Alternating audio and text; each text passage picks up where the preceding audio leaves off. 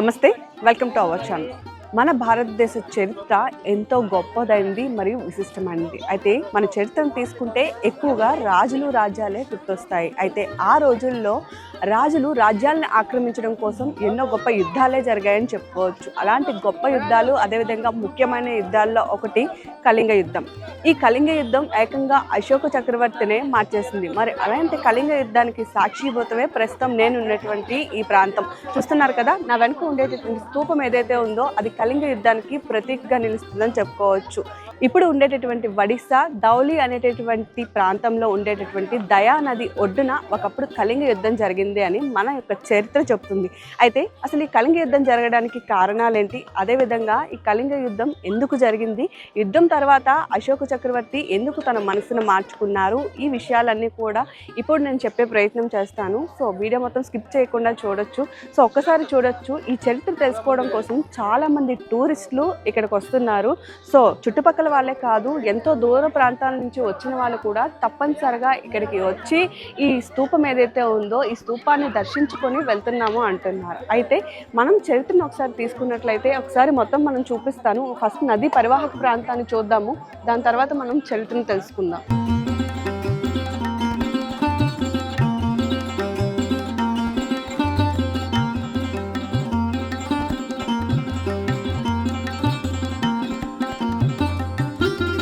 మనం చరిత్రను తీసుకున్నట్లయితే ఏదైతే కళింగ యుద్ధం ఉందో ఆ కళింగ యుద్ధం సాక్షిభూతమే ఈ ధౌలి కొండ. ఈ ధౌలి కొండ దగ్గర ఉండేటటువంటి నదే దయానది. ఈ దయానది పరివాహక ప్రాంతాల్లోనే కళింగ యుద్ధం జరిగిందని మనకి హిస్టరీ అయితే చెప్తుంది. అయితే ఒక్కసారి చూసుకోవచ్చు, ప్రస్తుతానికి ఎంత పీస్ఫుల్గా కనిపిస్తున్నటువంటి ఈ ప్లేసు ఆ యుద్ధం జరిగినప్పుడు మాత్రం ఆ నీళ్ళంతా కూడా రక్తపు నీళ్ళలాగా మారిపోయింది అని చెప్తున్నారు. అయితే కళింగ యుద్ధానికి జరగడానికి చాలా కారణాలే ఉన్నాయని మన హిస్టరీ చెప్తుంది.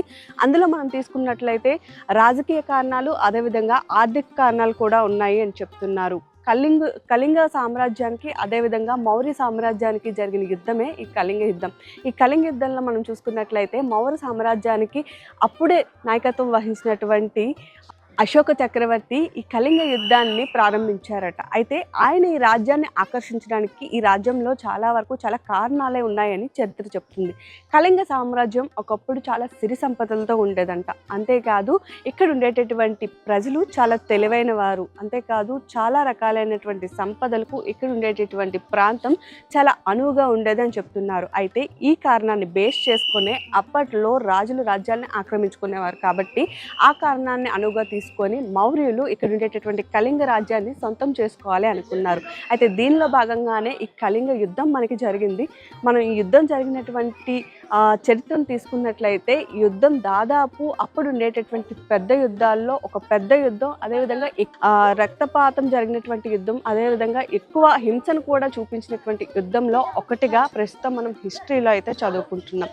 అయితే ఈ యుద్ధ సమయంలో చాలా మందే మరణించారని చెప్పుకోవచ్చు. ఫైనల్గా ఈ యుద్ధంలో మౌర్యులు గెలిచినప్పటికీ ఈ యుద్ధంలో జరిగినటువంటి హింస, రక్తపాతాన్ని చూసినటువంటి అశోక చక్రవర్తి అసలు ఇంత హింస కోసమా నేను ఇదంతా చేసింది, ఈ వినాశనం అంతా నా వల్లే కదా అని ప్రత్యాతాపడి దాని తర్వాత ఆయన బౌద్ధ మతాన్ని స్వీకరించారట. అయితే ఆ బౌద్ధ మతం స్వీకరించిన తర్వాత అదేవిధంగా మౌర్యుల్లో చివరి యుద్ధంగా కూడా ఈ కళింగ యుద్ధం నిలిచిపోయింది అని చెప్తున్నారు. ఇప్పుడు చెప్పుకోవడానికి మనకి ఇవన్నీ కూడా చరిత్రలో ఉన్నప్పటికీ చాలా చిన్న విషయాలుగా ఉండేటప్పటికీ ఒకప్పుడు మాత్రం ఇది చాలా పెద్ద విషయం అనే చెప్పుకోవచ్చు. సో ఈ ప్రాంతాన్ని అందరినీ కూడా చూస్తే మన హిస్టరీ మనకి గుర్తొస్తుంది. బేసిక్గా ఇలాంటివన్నీ మనం టెక్స్ట్ బుక్స్లో చదువుతాము. ప్రతి ఒక్క స్టూడెంట్ కూడా తమ టెక్స్ట్ బుక్స్లో ఏదో ఒక దగ్గర ఈ హిస్టరీ కోసం చదువుతాం. కానీ ఈ ప్రాంతానికి వచ్చిన తర్వాత వీటిని చూస్తున్నప్పుడు మనం ఏవైతే చదువుకున్నామో, మనం చరిత్రలో ఏవైతే అంశాలని చూసామో అవన్నీ చూసినప్పుడు అంటే ఆ యుద్ధం నిజంగానే మన కళ్ళ ముందు జరుగుతుందేమో అనేటువంటి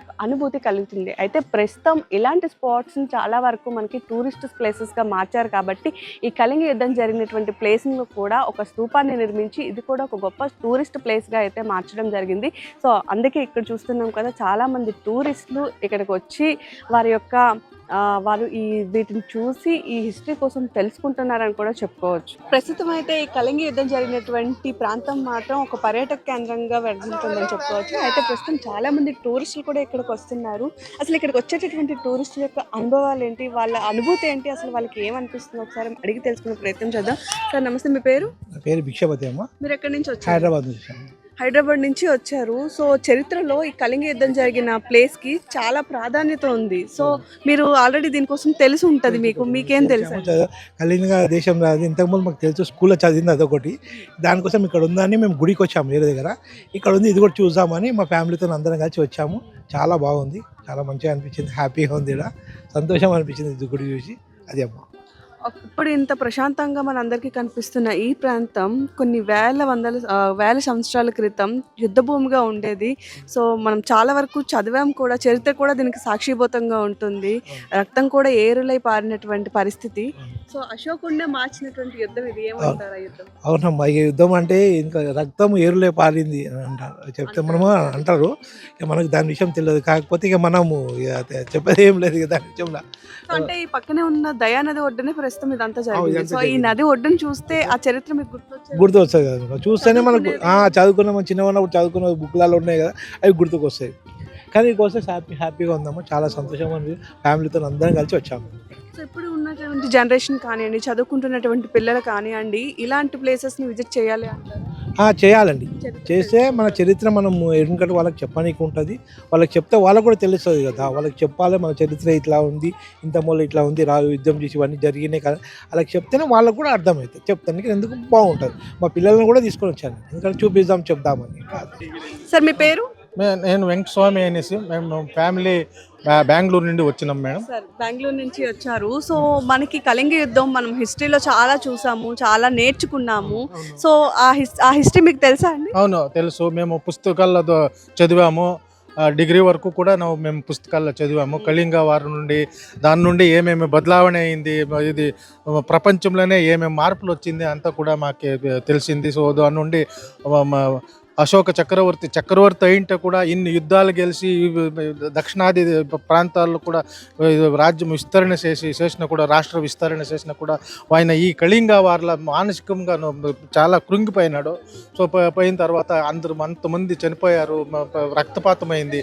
సో దానికంతా విశేషం ఆయనకి విరక్తి పుట్టి ఇక్కడ హిందూ మతమునే కూడా వదిలేసి బౌద్ధ మతానికి కన్వర్ట్ అయినాడు. సో అంత మార్పు వచ్చింది. సో మన హిందూ సాంప్రదాయాలకి లేదా కల్చర్కి సంబంధించినటువంటి హిస్టరీకి సంబంధించిన కొన్ని ప్లేసెస్ని ఇలా టూరిస్ట్ స్పాట్ల కింద చేయడం వల్ల ఫ్యూచర్ జనరేషన్స్కి యూజ్ ఉంది అంటారు? డెఫినెట్లీ. ఎలా అంటే ఇప్పుడు మనం హిస్టరీ చదివేది వేరే, ఇటు చూసేది వేరే. సో చూస్తే మనకి ఇంపాక్ట్ ఏముంది, అది మనకి ఇప్పుడు మనం ఎంతో బుక్కులు చదువుతాం, ఇప్పుడు ఎంతో కంప్యూటర్ ఏజ్ వచ్చింది, అంతా ఇంటర్నెట్లో తీసుకుంటారు, చదువుతారు. బట్ అది ఇది కాదు, మనము నేరుగా చూస్తే కానీ మనకి ఇంటర్సిటీస్ ఇది అర్థం కాదు. సో మన యంగర్ జనరేషన్కి ఇట్లా హిస్టారికల్ ప్లేసెస్ అంతా చూస్తే, హిస్టారికల్ ఈవెంట్స్ దాని లోపల ఉండే ఇట్లా ఇది ఏమి ఇన్నర్ ఈవెంట్ అని కూడా మనకి తెలుస్తుంది. డెఫినెట్లీ టూరిస్ట్ స్పాట్స్ ఇచ్చేస్తే ఎక్కువ ప్రజలంతా వచ్చి అన్ని తెలుసుకునేకి అనుకూలమవుతుంది. మనం ఈ కళింగ వారిని తీసుకున్నట్లయితే ఇది చరిత్రలో ఒక ప్రధాన ఘట్టంగా మిగిలిపోయినప్పటికీ దీని నుంచి చాలా మెసేజ్ కూడా ఉంది అని చెప్పుకోవచ్చు. చాలా మంది మెసేజ్ ఓరియంటెడ్గా కూడా ఈ యుద్ధాన్ని చూస్తున్నారు. అయితే ప్రస్తుతం కొంతమంది టూరిస్టులు మనతో పాటు ఉన్నారు. అసలు వాళ్ళు ఏమనుకుంటున్నారు, ఎక్కడి నుంచి వచ్చారో ఒకసారి వాళ్ళని కూడా అడిగి తెలుసుకునే ప్రయత్నం చేద్దాం. హలో, మీ నేమ్? అంజనీ కుమార్. ఎక్కడి నుంచి వచ్చారు? మేము బెంగళూరు నుంచి వచ్చాము ఇక్కడికి. ఏ క్లాస్ చదువుతున్నావు? ఇప్పుడు నేను 10th క్లాస్ చదువుతాను. 10th క్లాస్ చదువుతున్నా కదా, నువ్వు ఫర్దర్ అంటే ముందు క్లాసెస్లో ఈ కళింగ వార్ కోసం విన్నావా, చదివావా? చదివాను. కళింగ వారు అశోక చక్రవర్తి ఇది ఫైట్ చేశారని, ఈ మౌంటైన్ పైన వార్ చేశారని, దాని తర్వాత బుద్ధిజంకి మారిపోయారు ఆ బ్లడ్ షెడ్ ఆ రివర్ బ్లడ్ వల్ల. సో దానివల్ల వైలెన్స్ నుంచి పీస్కి వచ్చారు, బుద్ధిజం ఫాలో అయ్యారు. సో ఒక ఇన్స్పిరేషన్గా మారింది. ఓకే. సో నువ్వు ఈ యుద్ధం కోసం తెలుసుకున్నప్పుడు సో అసలు ఏం తెలుసుకున్నావు, ఎట్లా ఫీల్ అయ్యావు? నాకు కూడా అలాగే అనిపించింది. ఎలా ఇది అశోక్ మంచి మెసేజ్ ఉంది అంటావా ఈ హిస్టరీలో? Violence is peace is better than violence అని, వైలెన్స్ నుంచి పీస్కి మారితే బాగుంటుందని, వరల్డ్ కూడా చెప్పాలనుకున్న పీస్ ఫాలో అయితే బాగుంటుందని వైలెన్స్ కైనా. సో ఒకప్పుడైతే ఇది నిర్మానుష్యంగా ఉండేది, అంటే ఇవేమి లేవు, బట్ ఇప్పుడు దీని ఒక మంచి టూరిస్ట్ స్పాట్ కింద అయితే ఉంచారు. సో ఎలా ఫీల్ అవుతున్నాం, మన ఫ్యూచర్ జనరేషన్స్కి ఇది అవసరం అంటావా? అవును, అవసరమే. ఎందుకంటే ఇలాంటి వైలెన్స్ ఫాలో అవ్వకుండా ఉండడానికి బాగుంటుంది ఇలాంటి యూత్కి కోసం. సో ఇది టూరిస్ట్ చేశారు కాబట్టి కొంచెం ఇన్స్పిరేషన్గా ఉంటుంది. సో మన హిస్టరీని కూడా మనం హిస్టరీగా చూసుకోవడం కూడా. ఎవరితో వచ్చా? మా నాన్నతో వచ్చింది. ఫాదర్తో వచ్చావు. సో కళింగ యుద్ధం కోసం తెలిసే వచ్చావా, లేదు అంటే నార్మల్గా ఈ ప్లేస్కి వచ్చినాక ఇది దానికి సంబంధించింది అని తెలుసుకున్నావా? యాక్చువల్లీ నాకు ఆల్రెడీ తెలుసు ఇక్కడ ఆల్రెడీ అశోక చక్రవర్తి ఉన్నారని. ఓకే. సో ఇక్కడికి వచ్చింది కొంచెం ఎక్స్ట్రా ఇన్ఫర్మేషన్ వచ్చింది. Thank you. సో చూసారు కదా, చాలా మంది టూరిస్టులు ఇక్కడికి వచ్చిన తర్వాత బేసిక్గా బుక్స్లోనో లేకపోతే మన యొక్క హిస్టరీలోనో మనం ఈ యుద్ధాల కోసం తెలుసుకుంటాము. కానీ ఇక్కడికి వచ్చిన తర్వాత ఇక్కడ ఉండేటటువంటి స్తూపాలు కానివ్వండి, లేదా ఇక్కడ ఉండేటటువంటి శిలా పలకాలు కానివ్వండి, వాస్తవంగా మన హిస్టరీలో ఏం జరిగింది అనేటటువంటి దానికి ప్రతీకగా నిలుస్తున్నాయి. కాబట్టి సో ఇవన్నీ చూసిన తర్వాత ఇంకా మన హిస్టరీని మనం తెలుసుకోవడానికి చాలా వరకు యూజ్ అవుతున్నాయి అని చెప్తున్నారు. అంతేకాదు ఒక మంచి సోషల్ ఓరియంటెడ్ మెసేజ్ కూడా ఇందులో ఉంది అంటున్నారు. సో ఇలాంటి వాటిలన్నింటినీ కూడా ఎప్పటికప్పుడు సజీవంగా ఉంచాలి అంటే తప్పనిసరిగా ఇలాంటి ప్లేసెస్కి ప్రాధాన్యత ఇవ్వాలి అని కూడా టూరిస్టులు కూడా కోరుకుంటున్న పరిస్థితి కనబడుతుంది. మరి ఇలాంటి గొప్ప కళింగ యుద్ధానికి సంబంధించి మీరేమంటారు? అండ్ మీరు ఎప్పుడైనా సరే ఈ ప్లేస్కి వచ్చారా? అదేవిధంగా మీకు ఈ యుద్ధం కోసం తెలిసినట్లయితే ఈ యుద్ధానికి సంబంధించినటువంటి దాని మీద మీ అభిప్రాయాన్ని కూడా కామెంట్ రూపంలో పోస్ట్ చేసేయండి. And keep watching our channel.